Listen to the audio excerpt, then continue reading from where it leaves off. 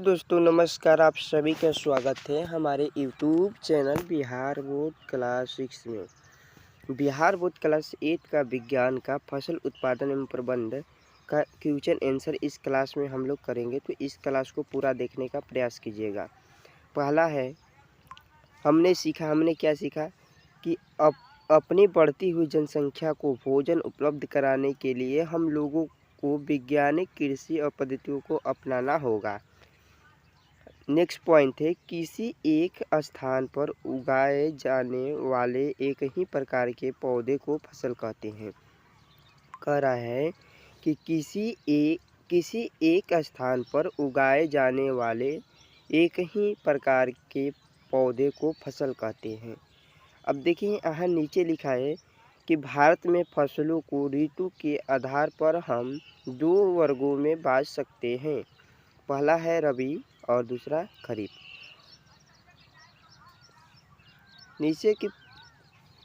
नीचे के पॉइंट क्या दिया है, जुताई करके मिट्टी को तैयार करना और समतल करना जरूरी होता है। इस कार्य के लिए हल या पातल का प्रयोग किया जाता है।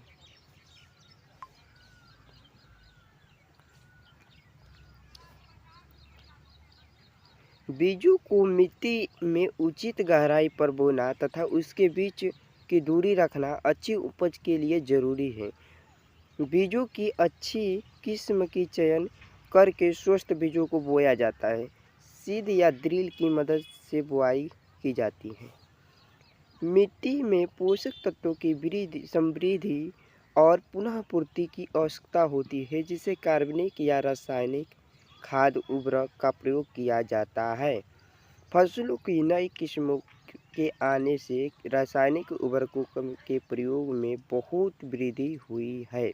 उचित समय एवं अंतराल पर फसल को पानी देना ही सिंचाई कहलाता है। तो पूछेगा कोई सिंचाई क्या है, तो लिखना है उचित समय या अंतराल पर फसल को पानी देना ही सिंचाई कहलाता है। ऐसे भी लिख सकते हैं, पौधों को पानी देना ही सिंचाई कहलाता है। ठीक है, आगे हम पॉइंट की ओर बढ़ते हैं। निराई क्या होता है, तो निराई देखिए, निराई में अवांछित और बेकार बिना उगाए पौधे को हटाया जाता है। इसे खरपतवार कहते हैं। जैसे कि आपने देखा होगा कि खेतों में जब हम कोई भी सामान बोते हैं तो उसमें क्या होता है, जैसे कि मान लो उसके साथ में कुछ खरपतवार या घास जाम जाते हैं, उसे हम क्या करते हैं, खुरपी की मदद से अलग करते हैं। अलग क्यों करते हैं, क्योंकि हमारे फसलों को वो नष्ट कर देते हैं। आगे है, कटाई का अर्थ है कि पकी हुई फसल को अपने हाथों या मशीनों से काटना। जैसे कटाई का अर्थ होता है कि पकी हुई फसल और अपने हाथों से उसे काटना। जो फसल पक जाता है, हो जाता है, तो उसे क्या करते हैं, हम एक निश्चित आधार पर उसे काट देते हैं, काट कर रख लेते हैं। अनाज के दानों या भूसे को अलग करना थ्रेसिंग कहलाता है। जैसे कि जब फसल हो जाता है तो उसकी भूसी को अलग करने के लिए थ्रेसिंग द्वारा या ओसाना द्वारा क्या करते हैं, हम उसे अलग करते हैं। तो लिखते हैं कि गेहूं को दानों को अलग करने के लिए या भूसियों को अलग करने के लिए हम क्या करते हैं, थ्रेसिंग का प्रयोग करते हैं। आगे है, बीजों को पिदकों का सूक्ष्म जीवों को सुरक्षित करने के लिए भंडारण जरूरी है। जैसे कि हमें फसलों को एक सुरक्षित स्थान पर रखने के लिए भंडारण मतलब उसका सुरक्षित स्थान पर सही देखभाल के साथ में रखना बहुत ज़रूरी होता है। आगे है कि बीजों को पिदकों एवं सूक्ष्म जीवों को सुरक्षित करने के लिए भंडारण जरूरी है। आपने पढ़ लिया, पशुओं को पालकर खाद्य पदार्थ प्राप्त किया जाता है, जिसे पशुपालन कहते हैं।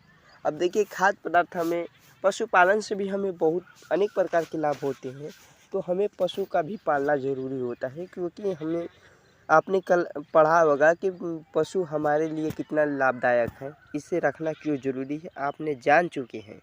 तो हम अब देखिए, हम क्वेश्चन आंसर की ओर बढ़ते हैं। और क्वेश्चन आंसर में क्या दिया है कि उचित शब्द छाट कर एक स्थानों को पूर्ति कीजिए। तैरने, जल, फसल, पोषक, तैयारी। इसमें दिया है एक ही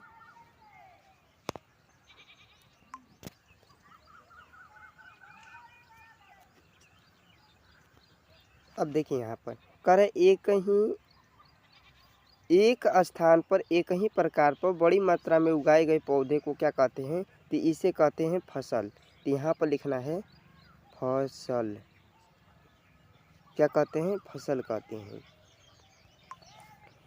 कह रहा है कि फसल उगाने से पहले चरण में मिट्टी की क्या होती है? मिट्टी की तैयारी होती है। तो ये हो जाएगा 2 नंबर में। यहाँ पर लिखना है ख नंबर में तैयारी। और इसमें कह रहा है कि फसल उगाने से पहले मिट्टी की तैयारी होती है, ये तो स्पष्ट है। फिर कह रहा है क्षतिग्रस्त बीजों को जल की सतह पर क्या होते हैं? तैरने लगते हैं। तो इसमें ग वाला भरना होगा। ग वाला में क्या भरना होगा? तैरने। तो इसमें तैरने लिख लेना। कहता फसल उगाने के लिए सूर्य का प्रकाश एवं मिट्टी से पोषक और जल की उपलब्धता होती है। इसमें पोषक भरना है, इसमें जल भर लेना है। आगे के नेक्स्ट पॉइंट की ओर हम बढ़ते हैं। इसमें कह रहा है कॉलम ए में दिए गए शब्दों को का मिलान कॉलम बी से की, मतलब ए और बी में मिलान करना है। जैसे खरीफ फसल के अंतर्गत क्या आता है? तो आपको पता होगा कि धान एवं मक्का आता है। तो इसमें धान और मक्का मिला देंगे पहला का। कर रबी फसल, रबी फसल के अंतर्गत गेहूं के साथ में जितने फसल बोए जाते हैं, और जैसे गेहूं, चना, मटर, ये सब क्या हो गया? हमारा रबी फसल हो गया। फिर नेक्स्ट पॉइंट दिया है रासायनिक उर्वरक। तो रासायनिक उर्वरक क्या होता है? Urea super phosphate. तो इसमें आ जाएगा यूरिया सुपर फास्फेट। और कह रहा है कार्बनिक खाद। तो कार्बनिक खाद क्या होता है? पशु अपशिष्ट, गोबर, मूल मूत्र अपशिष्ट, ये सब हो जाएगा। और आपका जो 1 नंबर बच रहा है, तो ये इसमें से कोई ऑप्शन ही नहीं दिया था। यहाँ पर देखिए 4 ही ऑप्शन, वहाँ पर 3 ही ऑप्शन है, तो उसे छोड़ देना है। उदाहरण दीजिए। अब इसमें दिया है रबी खरीफ फसल। तो खरीफ फसल के 2 उदाहरण देना है। तो इसमें उत्तर में लिखना है धान एवं मक्का। धान एवं मक्का क्या है? खरीफ फसल है। और रबी फसल का 2 को उदाहरण देना है, तो गेहूँ, चना दे देंगे, काम हो जाएगा। आगे है पॉइंट कि दिए गए निम्न पर अपने शब्दों में एक पैराग्राफ लिखिए। जैसे मिट्टी का तैयार करना। अब देखिए मिट्टी के तैयार करने के लिए हम क्या करते हैं? मिट्टी के तैयार करने के लिए थोड़ा सा यहाँ पर समझने का प्रयास कीजिएगा। मिट्टी को तैयार करना यह प्रक्रिया फसल उगाने के प्रथम चरण है। मिट्टी को पलटने तथा पोला बनाने में पौधे को जड़ें गहराई में जाकर शोषण करती है। पोली बनाई हुई मिट्टी में केंचुओं की सूक्ष्म जीवों की वृद्धि में सहायता मिलती है तथा मिट्टी की ओर अधिक पोला कर हुमस बनते हैं। इसके अंतर्गत मिट्टी को पलटने और पोषक पदार्थ ऊपर आ जाते हैं, तो जो अच्छी फसल उगाने में अत्यंत महत्वपूर्ण होते हैं। समझ में आ गया मिट्टी को तैयार करना क्या ज़रूरी है। और नेक्स्ट पॉइंट दिया है बुआई। तो हमें बुआई करना क्यों ज़रूरी है? यहाँ पर समझो। बुआई यह फसल उत्पादन का महत्वपूर्ण चरण है। मिट्टी को तैयार करने में